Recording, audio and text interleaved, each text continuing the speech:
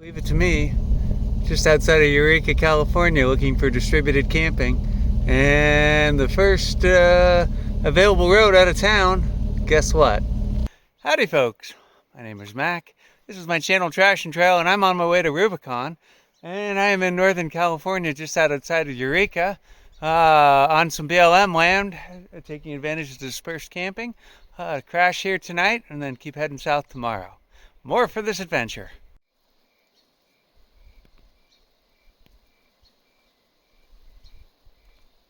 Well, that 40% chance of thunderstorms and rain has come true. It is now pouring down rain. I think I stopped just in the nick of time. I'm not too wet, but lots of lightning, lots of thunder.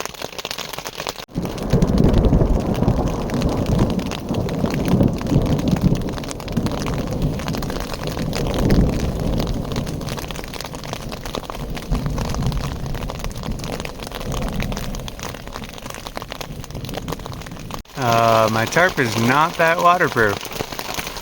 This is not looking good here. I'm getting wetter and wetter and wetter. I got my sleeping bag wrapped up in my jacket, so that's just gonna have to do.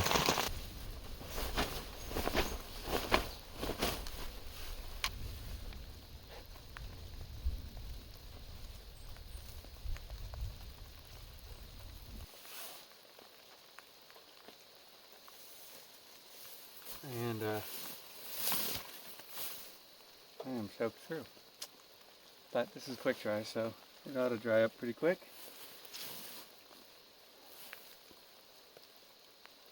I think the rainstorm should pass here in just a little bit. I think the Shasta River goes through here and ends up falling into the Klamath down that way. The thunderstorms have largely abated, and you can almost see the clouds going away. I've probably got about an hour of daylight left. I am soaked on my clothes, but these are all quick dry, and figured I'd go for a walk and air out a little bit, let the trees stop dripping down there, and there's trash here and there everywhere. Can't help but find it. As soon as it gets a little bit drier, I'm going to break out my hammock. Luckily, I pack all of my clothes in a dry bag, so no matter what, there's another flash of lightning.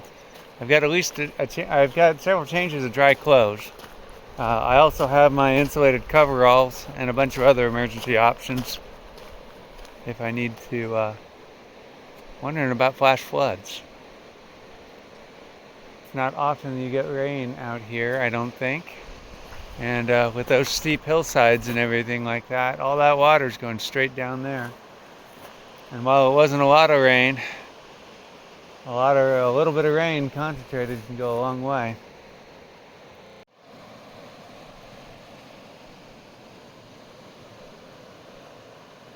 It's gonna be my first night with my new down sleeping bag here. I'm hoping that instead of using my 30-year-old synthetic REI bag that I camped in Afghanistan and all over the world, in order to make that one work, I've got to put a blanket underneath it and a blanket above it, double whoopee basically, in order to make it warm enough for me. I sleep cold. I like being warm. Don't think there's many bugs out tonight, so that's good. So we're going to see if this works without having to carry around as many blankets as a sleeping bag. Yeah, nice and cozy. It's a little bit of a trick to get into a hammock in a sleeping bag. It's a bigger trick to get into a hammock with a blanket under the sleeping bag and a blanket over the sleeping bag without losing all of the blankets or falling out of the hammock. It's a little bit more convenient. Alrighty, 5:30 in the morning. I got my hammock all packed up. It got a little chilly last night, but not bad. I think that sleeping bag works pretty good. I've got a lot of wet stuff, so I can't really put a lot of stuff away. But remarkably, very little dew, and the tarp it seems pretty dry. I swing by Walmart or a camping store this morning and get some waterproofing spray and see if I can get that thing a little bit less weepy. And a couple other things. I forgot some Tony Chachere's Cajun spice, which I like to put on my potatoes. Right now I'm going to pull this thing forward, get it out of all of this vegetation here, and get my camp stove out, make some bacon and eggs, get warmed up, and get my insulated coveralls on, hit the road towards Loon Lake and the Rubicon Trail. Up my game on kitchen. This is a Day Lodge kitchen thing. It's nice because it basically just pulls into a little briefcase, and I got my pan and everything ready to go. I've got my cooler right behind it so I can grab food. Gonna make some breakfast, get going. Light up the stove. Let's get some propane on it. Bacon. And then we can supplement breakfast with some slightly overripe, but still good, blackberries. We have a slightly fogged over windshield. Really make sure four-wheel low works. Not that we really needed for that much of a trail, but I did rebuild the transfer case, and now's as good as time to check it because, well, I'd rather break down 4 hours from home instead of, 10.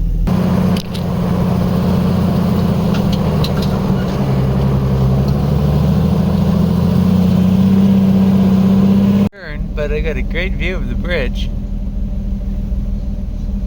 Probably should have camped here last night. That's the right road right there. Nice and sketchy. You can almost see.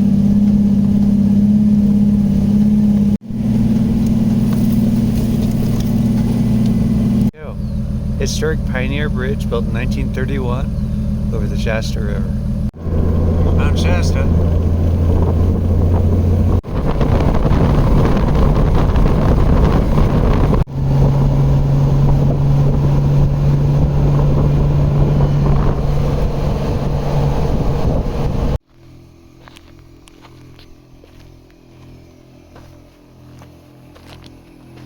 Airing up the paddleboard.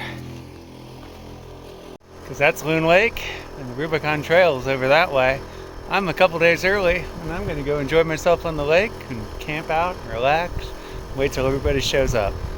Just ran a whole can of this silicone watering proofing stuff out on my garbage tent fly that leaks, and maybe that'll work. And if I bought a little 6x8 tarp to throw over this if it rains. Now that I've done both of those things, it won't rain. Next up, I am fixing my console. It cracked right in there, so I just mixed up some 2-part epoxy and slathered it on in there, and hopefully that'll hold, and hopefully it won't get in the way of installing it. I don't have a lot of space right in there, but luckily it popped right out. And this turned out pretty good. When I sprayed it on, there were some really nasty streaks in it, and seemed to have absorbed all of it, and turned out fabulous. Now, does it actually stop water? Well, we're going to let it sit overnight. I think I'm also going to order some small patches, because there's a couple little holes in here. Not necessarily because I care about this thing, but I'd like to experiment with some patches and see if I can find some that work. That way, one of these days, if I do find something I care about, I'm prepared. Well, there is so much little trash everywhere.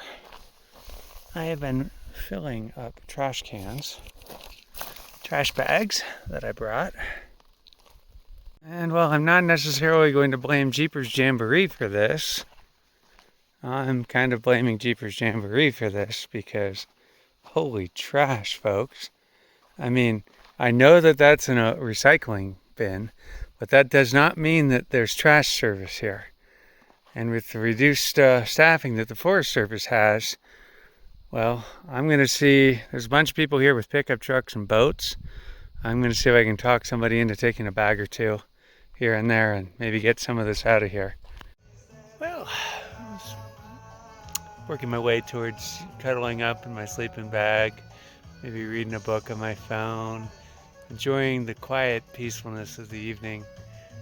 And then some neighbors moved in down below, and it seems like they're gearing up for a rager tonight.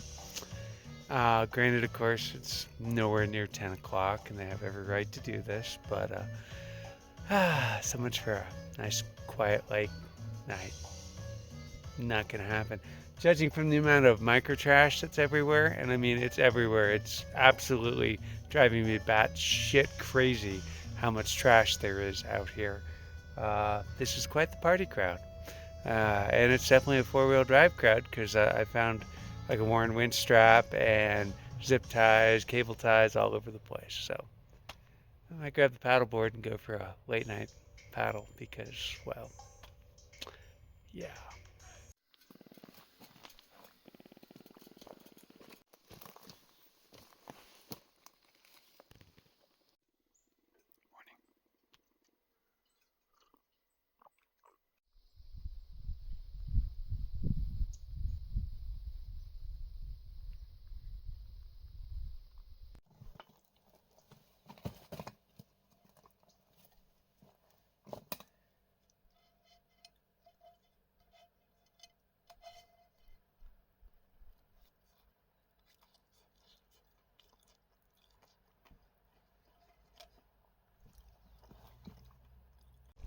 Went for a little ride in the paddleboard all the way across the lake this morning. I think I'm going to sit here for a couple hours and read on the beach. Just relax. Picked up another bag of trash this morning, and one of the local LEOs, law enforcement officers, stopped by to have a little chat with some of my neighbors. And I talked to him about our endemic problem in the Willamette National Forest, and he talked about the same problem here on the north shore of Loon Lake out here, and talked about how about the only solution that they've got left at this point is close the entire north shore to camping. That would not be cool. So pick up your trash, take out a bag, take out another bag or two or three, because otherwise you're going to lose access to this beautiful camping spot. The wind has really picked up in the last 20 minutes. Makes me wonder how much fun I'm going to have getting back.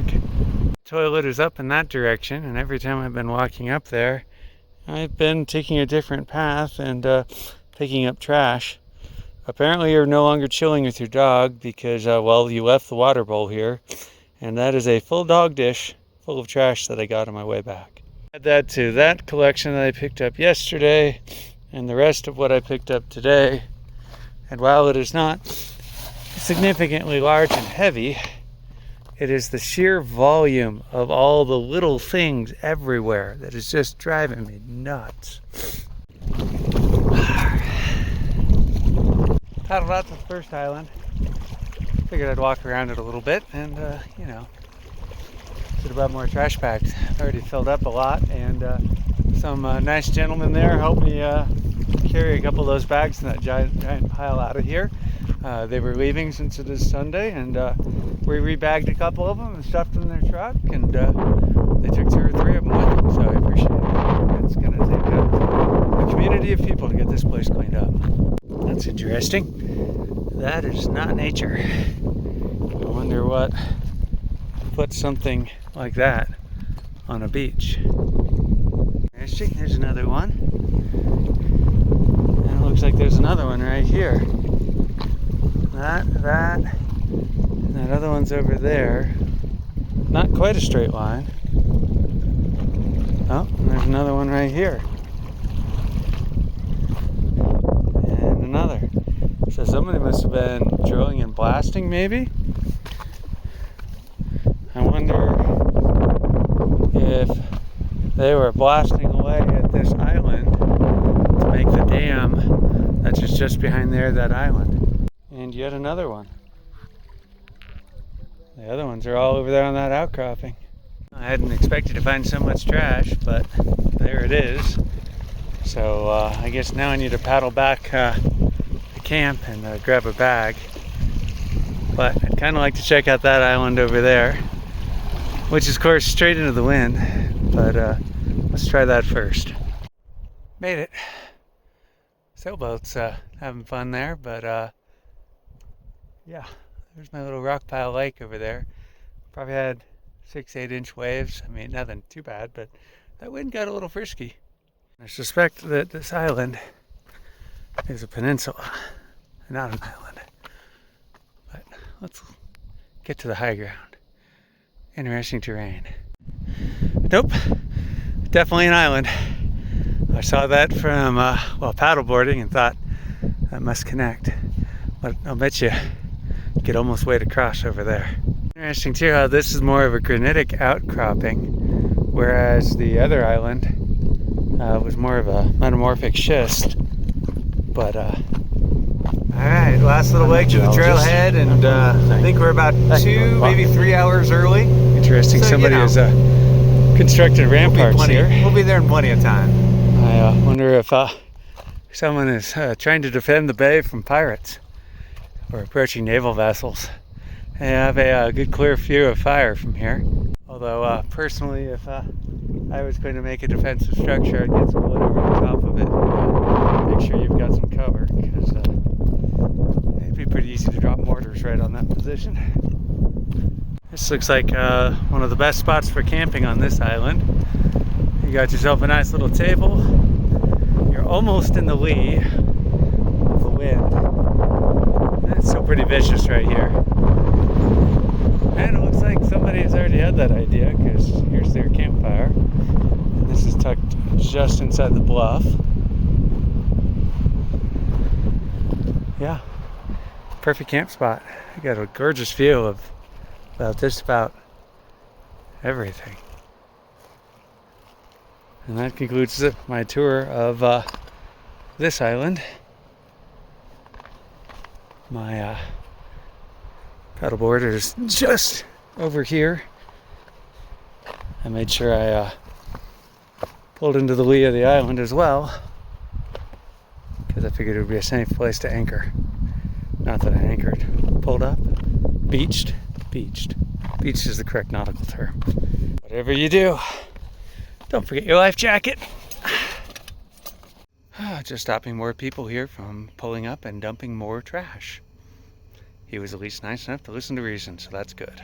These guys are cool. They let me know that the big pile of trash bags right here all came from Jeep Jamboree, and they've got volunteers coming in tomorrow to help clean it up. In fact, all of it came from Jeep Jamboree, and they had it staged at the staging area for the trail around the corner, but they were told not to put it there, so they brought it over here. Which I don't think was a great decision, but sometimes you just have to make questionable decisions.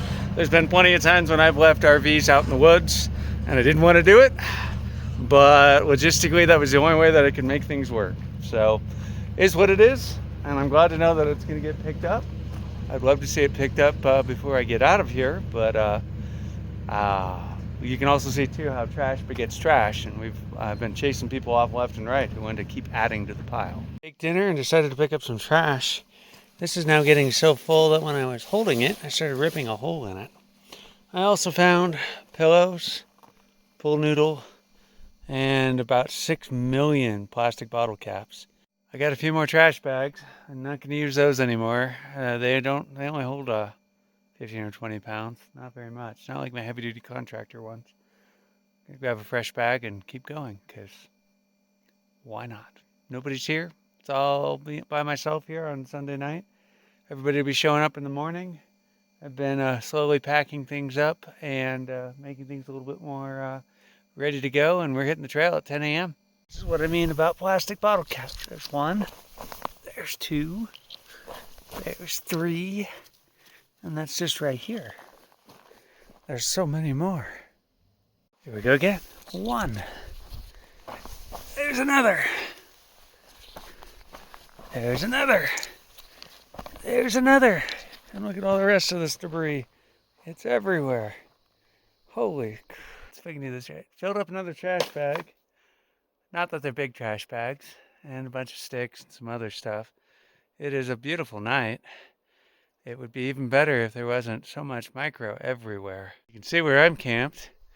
Just through right over there. So this is just Party Town Central.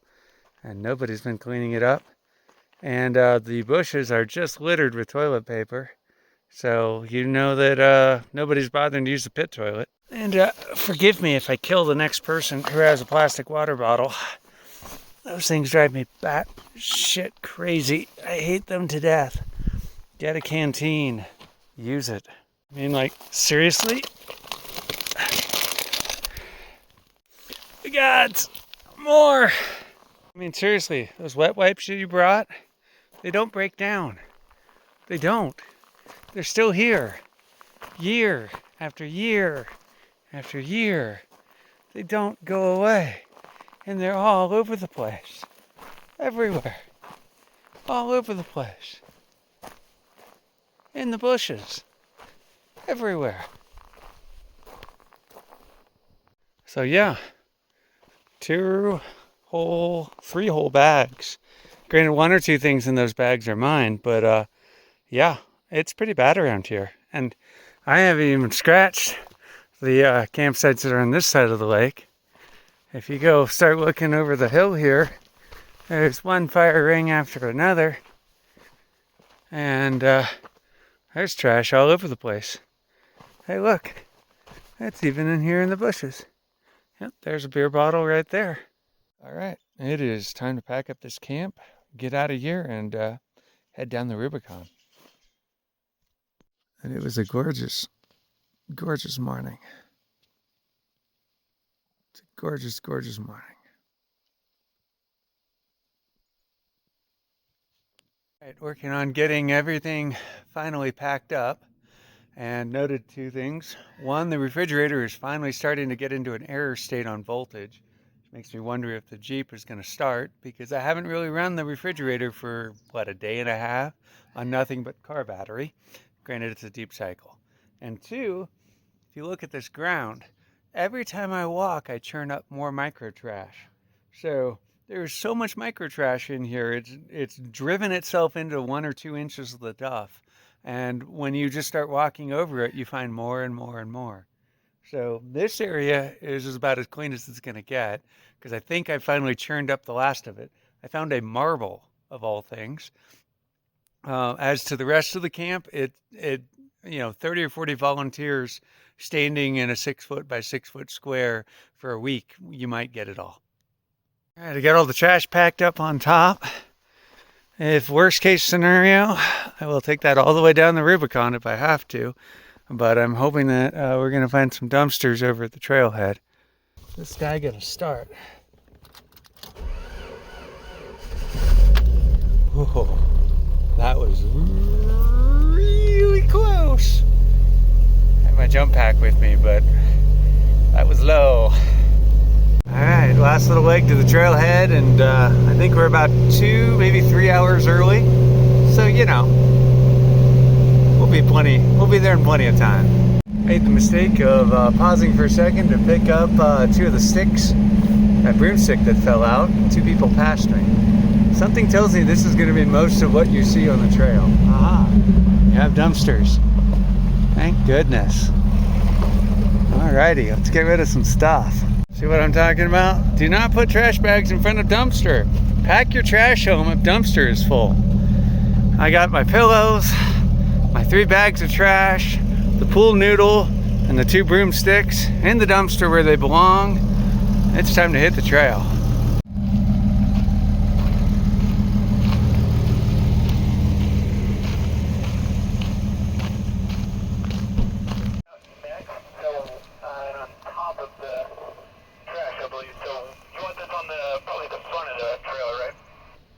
Copy that.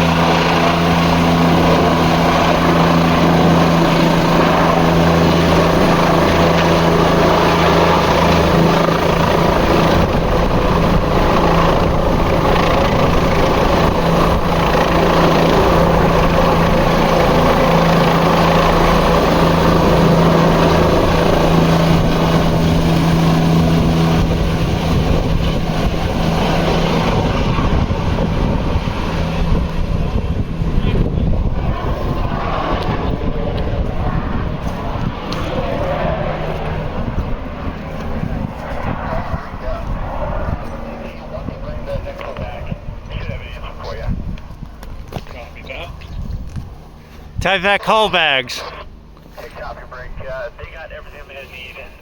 Brick. We've loaded these up 10-4. full of RV parts and winched them up the sides of hills. They work great.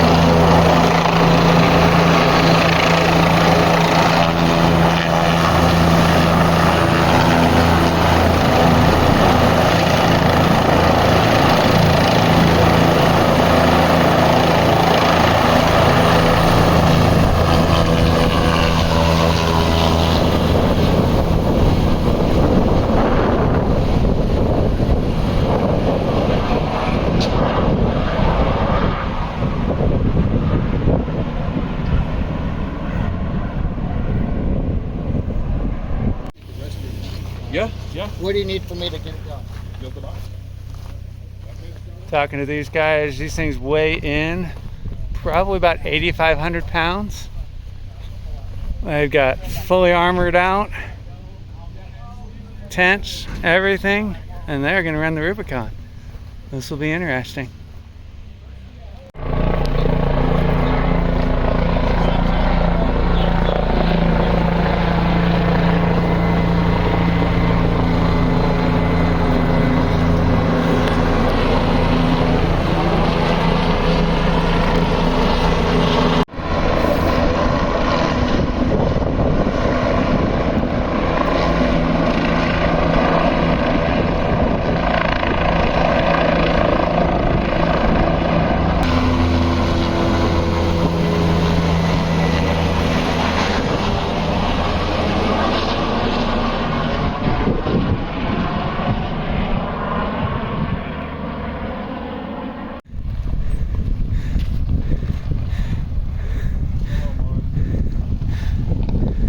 Gentleman stopped by and showed us these spill kits here, and it's got this really cool bioresponse enzyme bacteria stuff, along with the ubiquitous pig mats, and looks like a red Rubicon rag.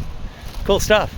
I don't know, if you had privacy tones, you'd still transmit, we just wouldn't be able to pick you up. Oh, I have another bow fang too. All right, it is 11 a.m. and I think we finally got all our radio codes and frequencies all programmed in, and well, it's time to hit the Jeep and hit this Rubicon Trail.